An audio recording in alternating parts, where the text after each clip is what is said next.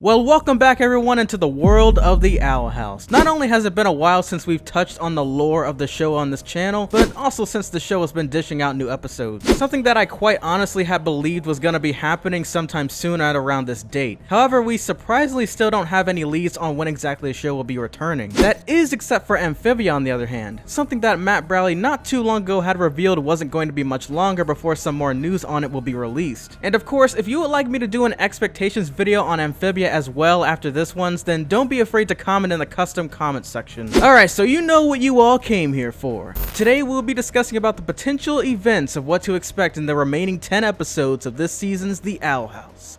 Roll that friggin' intro.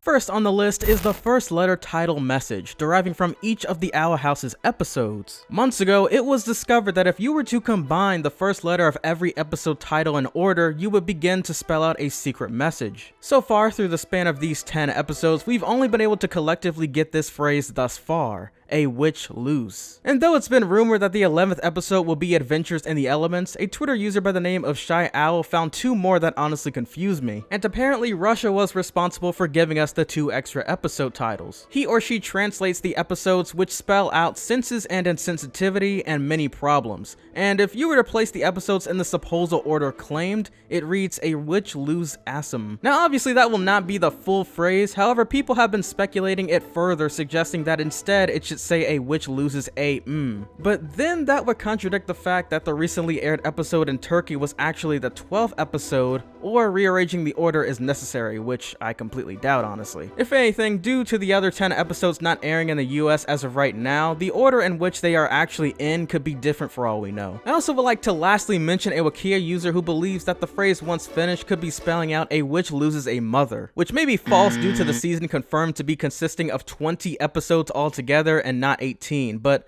I definitely respect the determination. Number 2, Amity's parents. Amity already has shown herself in potentially being a part of somewhat of a rich, ambitious, pressuring family. With her snarky, demeaning insults, her noteworthy reasonings for why she does what she does, and more. We the fans are anticipating for some sort of a reveal sometime soon with Amity and her family lineage, since so far the only group of family members that we're aware of are her bothersome twin siblings. And according to Amity's diary, there's already some speculation regarding to her parents possibly favoring her twins over her own well-being. Also, what would make this situation even more interesting would be if Amity's parents may have known Ida during her years in school. Because once again, we don't have any knowledge of who exactly Ida was protecting Lilith from back in her high school years. And theoretically, that becoming reality would be one of the most ironic foreshadows to a character's past. Just imagine it. Amity's parents or parent was once the bully of Ida and her sister, and then years later it happens once more with the likes of Ida's apprentice, Luce. Number 3, and speaking of Ida and her past self, the third topic is about Ida's past as a whole. Obviously, I don't expect the writers to condense her entire backstory into the rest of this season, but I do expect something. And when it comes down to the dissection of parents again, we know nothing about Idalin's either. Plus, she doesn't remark whether they're alive or dead. However, they did get both of the siblings to attend Hexside Academy and were planning to enroll in the Emperor's Coven once they got older,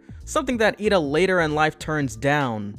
For reasons. The school was revealed to be taking in students most likely from kindergarten to high school, meaning that the possibility of Ida being cursed during her childhood by one of the Emperor's Coven members wouldn't be so far-fetched. And for anyone who's curious to why I keep pushing this theory, it's mainly because we still haven't had an episode disclosing the identity of the Emperor himself, Emperor Bellows. Ida could have been cursed when she was younger, yet the experiment with her wasn't fully successful, so taking her captive would be the next best thing. What would make this even more disturbing would be if her sister Lilith knows anything shady as to why they want to apprehend Ida so badly. In addition to that is the correlation between the sisters' actual relationship with one another and the message that can be spelled out by deciphering the codes hidden in each episode. So far it reads, 2 witches torn apart now alone, 2 hearts of stone. And I believe quite a few of you mentioned that though it may be referring to their rotten bond, it could also be an intentional clue to their literal stones that seem like regular jewelry. Except if you were to go back to episode 4, The Intruder, there's clearly evidence of the stones potentially being a part of their literal bodies.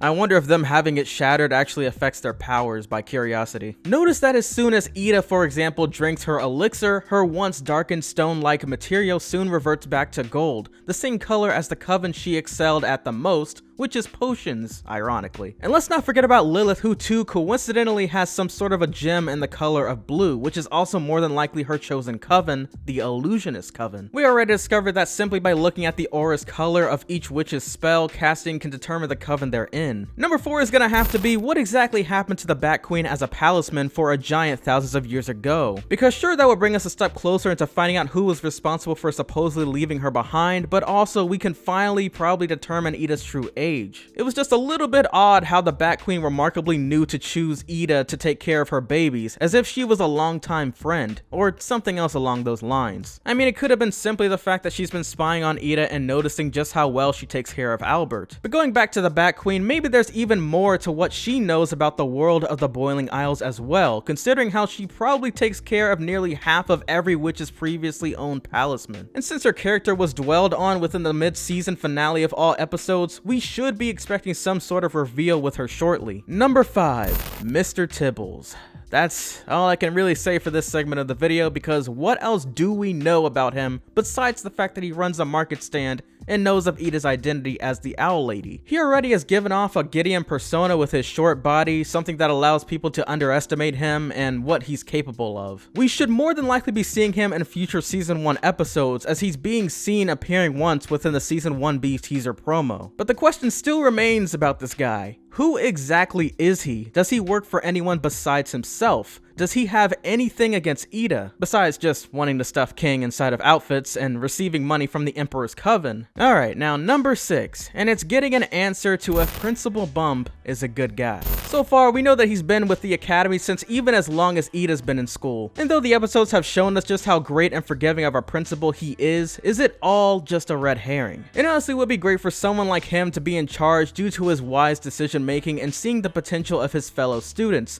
But maybe it's all too good to be true. Like I said earlier, he's been with the Academy for quite some time now, but above and beyond that is the subtle communication with the Emperor's Coven he must be having after all this time. Both we the audience and the students of Hexside themselves don't truly know everything about him. They only know the side of him he shows as their principal. But I will admit that he perhaps can be trusted, for he was the one who kindly discussed with Ida that keeping her identity safe with him was part of the deal. However, then again, he could be still lying, but let's hope he's on our side. He seems kinda cool, honestly. Number 7 is the well-anticipated, universally wanted element within this show thus far, and that's seeing progression in Luz's magic abilities. The first moment of her spell casting was discovered to be done by drawing the symbols and potentially using the energy source of inanimate objects. And though it would honestly be entertaining to see Luz carry around a giant notepad so that she can simply illustrate her spells, I really doubt that's how it's gonna be forever going down. We still don't even know for sure that this was the way the old school witches originally casted spells without using their magic bile. You can tell just by how King and Ida responded to Ida's way of doing magic, they had never seen that before.